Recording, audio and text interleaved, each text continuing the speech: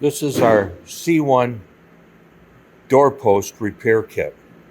This is made to go into the front of the post, which is this reinforcement. It's about 1.25 inches longer than it needs to be. That's so you have something to hold on to while you're putting it in the car. And then once it's bonded with the epoxy, then you cut the extra piece of it off. It's countersunk for your fastener to go in, instead of the way GM designed it with the putty or whatever they put in there that you dig out and you're supposed to put your fastener in and put back in. We're trying to clean this up.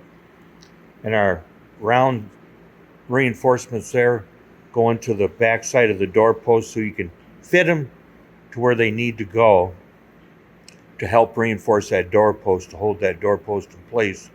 And also in turn, when we're bonding this, our epoxy will go in here on the doorpost, in front of the doorpost, but also out onto the door skin to help reinforce that door skin so we don't keep getting those cracks in our outer door skin. So you can see the front of our doorpost area in the door. We've opened it up a little bit so that our reinforcement can go inside of there.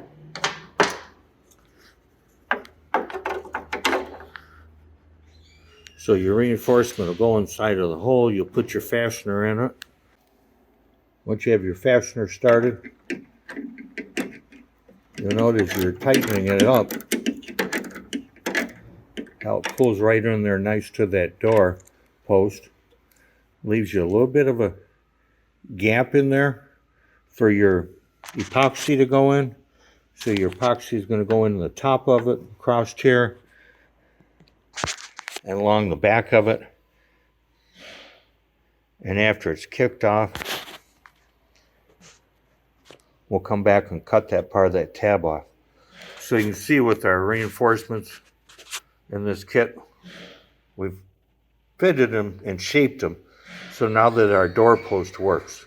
Our doorpost is lined up to the windshield, and our top fender molding's been put on to make sure that our back molding is fitting correctly.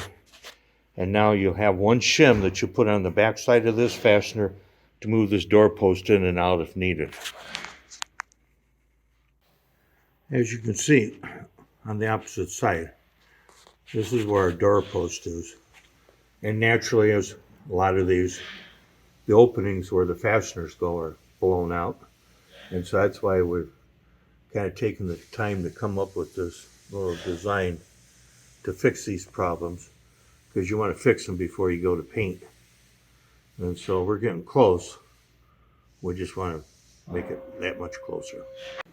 As always, we wipe the back side of any piece of fiberglass with acetone or lacquer thinner before we bond something to it. So that's what we're going to go through and do right now to all of our parts. Just get them all wiped down and cleaned good. We're going to take one piece out at a time and put it back so we keep our position of our windshield post where we want it. We're going to do the same thing when we bond it. One piece at a time. Take it out, put it in, tighten it up, and then we're going to close the doors and make sure our posts are where we want them. Just one more note. If you look at the back side of our front reinforcement, it has approximately 1/4 inch step in it. And that step goes in to fit right against that reinforcement. And then we've countersunk the front for our fastener. We've left a little gap around everything so our epoxy gets in there and holds it tight. If you make things too tight, you squish out all your bonding material. It's not going to be as strong of a hole as if you leave a little bit of a gap.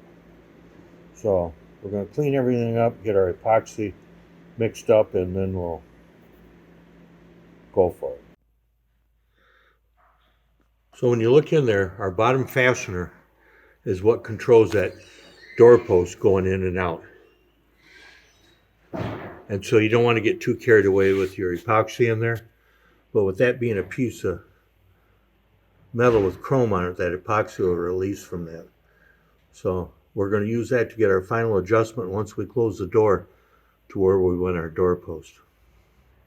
Whenever bonding something, I always like to put our epoxy on both pieces. The door, for an example there, and then our reinforcement there.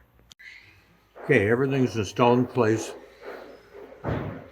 Came back and finished it off the best that we can while that epoxy's still wet. We've been about 20 minutes into mixing with our epoxy and it hasn't kicked yet. It's starting to get warm, but that's the nice thing about epoxy. It gives you a lot of time to work with. As long as you're using epoxy, I guess if you're happy with the brand, then that's what you go with. We like to mix our own so we don't overmix and we don't throw away a bunch of tips. We'll come back after this kicks off. We usually wait a day, walk away. You can put a heat lamp on it, whatever you choose to do. So that one's in place. You can see that door is closed. We have a shim in place. This door is closed. Our door is fitting where we want. We'll put a shim in place, put some tape on it to hold it where it needs to be, and we'll come back to her tomorrow. Thanks for watching.